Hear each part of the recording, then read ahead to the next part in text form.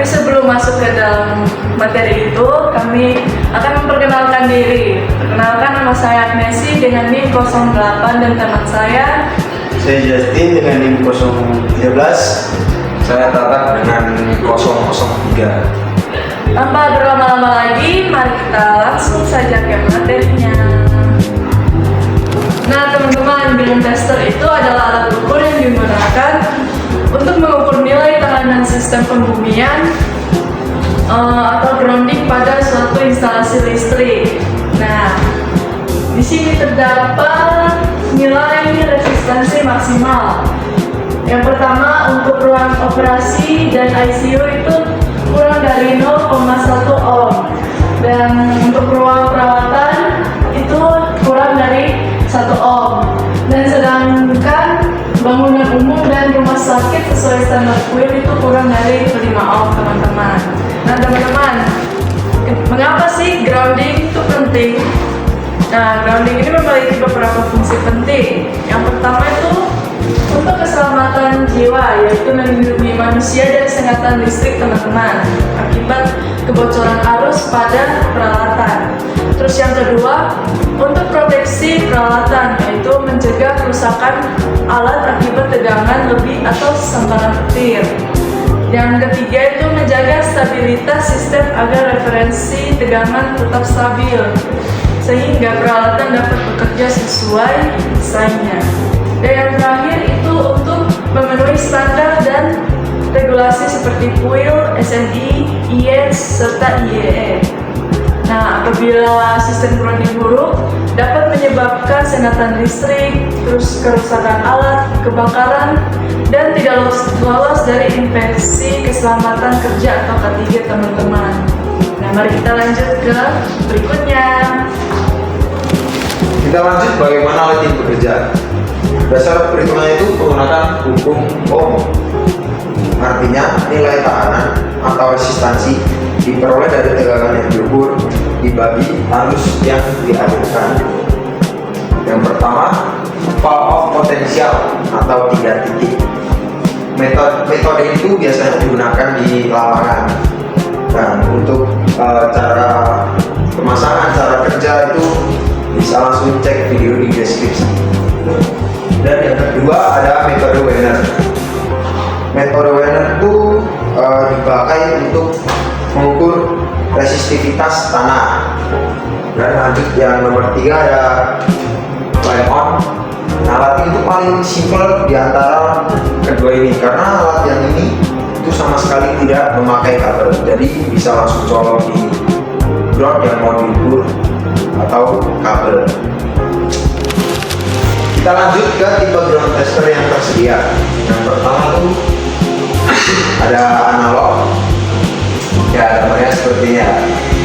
Untuk bagian sendiri, panggilan jalur galvanometer, tahan noise elektromagnetik, tidak butuh baterai kuat, terus cocok buat kondisi lapangan.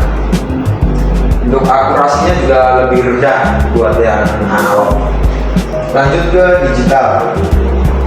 Tampilannya sudah gini. Jadi kelebihan itu LCD display presisi tinggi. Yang kedua, auto range otomatis. 3, data logging dan USB output. 4, backlighting untuk gelap. Nah, digital ini lebih sensitif terhadap noise.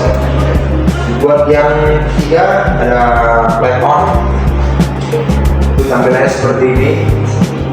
Jadi yang itu buat buka capit kepitingnya.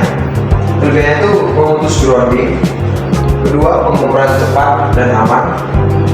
Yang ketiga, cocok multi elektroda. 4, mudah dioperasikan. Alat itu kurang akurat, kurang dari 0,5 ohm. Selanjutnya kita masuk ke regulasi dan keselamatan kerja.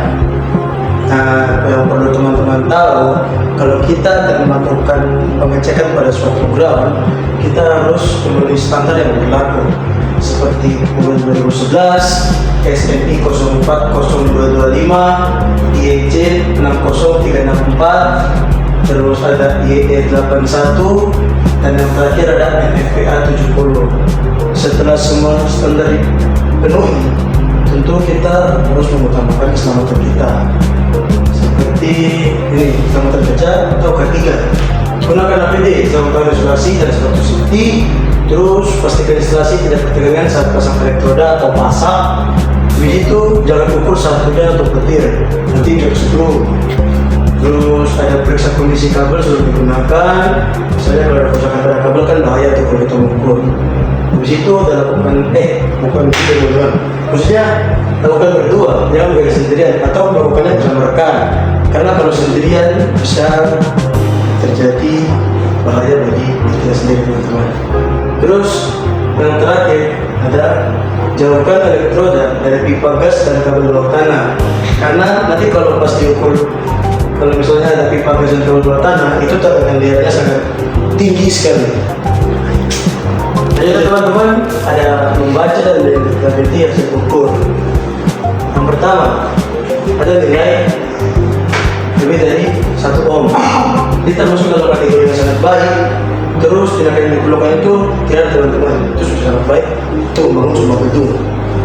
Terus yang kedua ada 1 sampai 5. Itu dia termasuk dalam kategori baik. Tindakan yang perlu dilakukan hanya pemeriksaan rutin tahunan. Soalnya sudah cukup baik. Terus yang ketiga itu ada 5 sampai 10 ohm. Dia termasuk dalam kategori cukup. Terus tindakan yang diperlukan yaitu melakukan perbaikan dalam 3 bulan sekali untuk memastikan alat-alat tidak ada rusak di rumah tersebut. Terus yang keempat ada 10 sampai 25 ohm. Dia termasuk dalam kategori kurang baik. Tindakan yang perlu diperlukan yaitu melakukan perbaikan sebulan sekali, teman-teman. Takutnya ada barang-barang yang rusak di dalam. Soalnya nilai tahanan di produk tersebut sangat-sangatlah tinggi, 10 sampai 25 ohm. Terus yang terakhir ada 25 ohm. Dia masuk dalam kategori tidak aman. Tindakan yang diperlukan yang penting teman-teman tidak harus membangun bangunan di nilai grounding yang 25 ohm karena itu bisa berakibat fatal bagi alat yang ada di gedung tersebut. Nah teman-teman, jadi kesimpulannya itu ground tester adalah instrumen vital, teman-teman. Dan kita itu juga harus ukur resistansi grounding minimal 1 kali setahun. Dan nilai idealnya itu kurang dari 5 ohm sesuai standar PUIL 2011. Dan kita selalu utamakan prosedur K3 saat penggunaannya, teman-teman. Nah, sekian presentasi dari kami. Dan teman-teman jangan kalian lupa nonton video kami, terdapat di kolom deskripsi untuk penggunaan lebih lanjut dari alat digital tester tersebut. Maaf jika terdapat kesalahan kata dari kami semua, teman-teman. Dan jangan lupa like, comment, dan subscribe. Dadah.